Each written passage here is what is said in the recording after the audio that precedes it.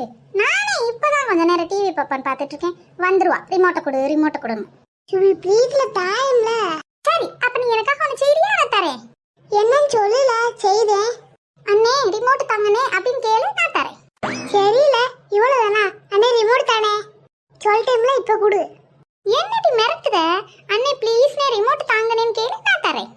சுபி தால, நீ நான் சொன்ன மாதிரி கேளுட்டி, அண்ணே கண்டிப்பா தருவேன். நான் எப்போ வாக்கு மாற மாட்டேன், தெரிஞ்சுக்கோ. சரி அண்ணே ப்ளீஸ்ண்ணே ரிமோட் தாங்கண்ணே. நடந்து அண்ணனுக்கு காலெல்லாம் வலிக்குமா?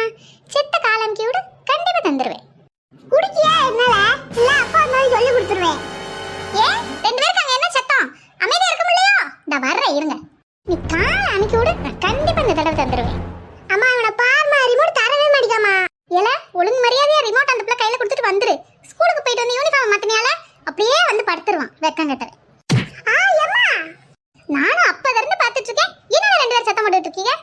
தூரேந்தில முத ஸ்கூலுக்கு போயிட்டு வந்து கையை காலை கழுவிட்டு வீட்டு படத்தை முடிப்பானா?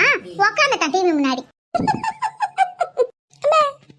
சோபி நீ என்ன வேணா செஞ்சுக்கோமா. அண்ணனை திட்டு அடி உத, ஆனா சிரிக்க மட்டும் செய்யாதம்மா. அண்ணனால தாங்க முடியலையே. முத சோபால இருந்து கீழே இருங்கள. ஏட்டி நீ கீழே இருங்க. ஏறி நிக்காவோ யாரம்மா? அண்ணன் தங்கச்சி இறங்கட்டி. அம்மா நீ கோவப்பட்டாலும் அழகா இருக்கியம்மா, என் அழகி. ஏ அப்பா ஒன்ன வர ஐசிக்க முடியாதுல.